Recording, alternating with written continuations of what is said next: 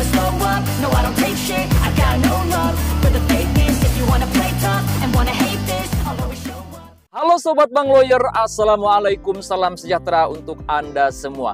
Di vlog hari ini teman-teman, saya akan membahas tentang ide-ide ataupun juga gagasan-gagasan dari para calon presiden yang akan kita pilih pada 14 Februari 2024 mendatang.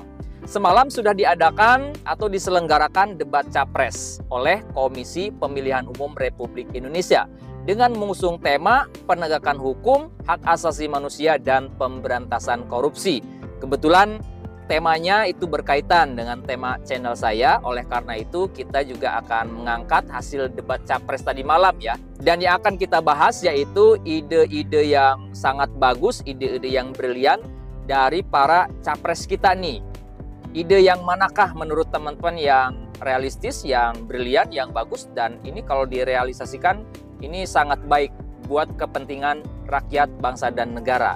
Oleh karena itu, saya akan menggarisbawahi dari masing-masing capres itu satu ide atau satu gagasan yang menurut saya ini cukup bagus, cukup baik apabila dapat direalisasikan. Oleh karena itu, langsung saja kita bahas.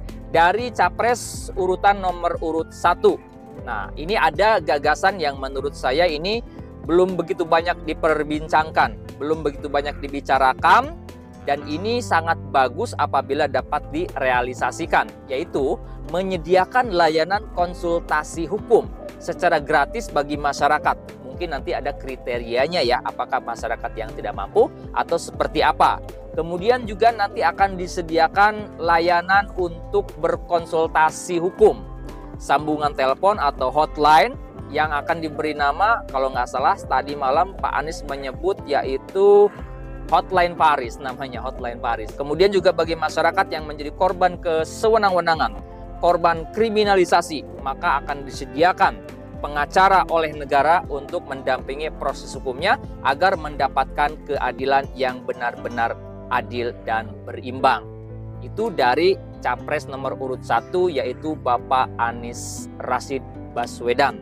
Kemudian ide gagasan berkaitan dengan hukum yang diusung oleh Bapak Prabowo Subianto, salah satunya adalah memperhatikan atau meningkatkan kesejahteraan para penegak hukum, baik itu kepolisian, kemudian jaksaan, dan juga lingkup pengadilan. Tidak hanya hakimnya, tapi juga pegawai-pegawainya.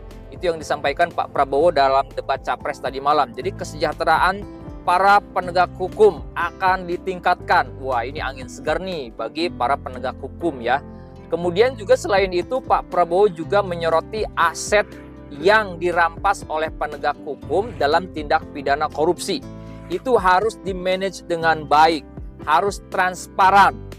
Nah, ini penting juga dan ini sangat bagus menurut saya apabila aset-aset yang dirampas dari mereka yang terbukti melakukan tindak pidana korupsi itu memang harus diambil oleh negara dan harus dipergunakan dan harus dikembalikan serta digunakan oleh negara demi kepentingan rakyat dan bangsa Indonesia. Itu juga bagus apabila dapat direalisasikan. Kemudian dari capres nomor urut 3 Bapak Ganjar Pranowo yang saya garis bawahi dari sekian banyak gagasan beliau-beliau ini, kalau dari Pak Ganjar itu adalah perampasan aset bagi pelaku koruptor, bagi para pelaku korupsi itu nanti harus dimiskinkan. Perampasan aset harus segera disahkan undang-undangnya. Kemudian juga para pelaku korupsi ini, koruptor ini yang terbukti bersalah melalui berdasarkan putusan pengadilan itu harus dijebloskan atau menjalani tahanan di tahanan Nusa Kambangan. Nah, ini juga terbilang baru juga. Dan kita tahu kalau di Nusa Kambangan itu kan narapidananya ya narapidana kelas kakap dan bisa dibilang angker ataupun juga seram. Karena ya dengan berbagai cerita kita tahu Nusa Kambangan itu ya banyak cerita seram, banyak cerita horor terkait dengan penempatan para narapidana kelas kakap. Nah, itu adalah salah satu dari sekian banyak ide dan gagasan yang telah disampaikan atau diutarakan oleh para calon presiden kita tadi malam dalam sesi debat pertama yang diselenggarakan oleh Komisi Pemilihan Umum. Dari sekian banyak ide dan juga gagasan, tentu teman-teman pemirsa YouTube bisa menilai bisa mempertimbangkan ataupun bisa membandingkan mana nih menurut teman-teman ide-ide dan gagasan-gagasan dari beliau-beliau ini yang brilian, yang bagus dan sangat urgen untuk bisa direalisasikan. Silahkan Anda memilih. Saya bukan relawan capres, saya juga tidak terafiliasi dengan salah satu capres. Saya hanya mengajak teman-teman subscriber, teman-teman pemirsa YouTube untuk menggunakan hak pilihnya. Untuk menggunakan hak pilihnya nanti pada tanggal 14 Februari 2024. Pilihan boleh berbeda, tapi persatuan dan persaudaraan harus tetap terjaga.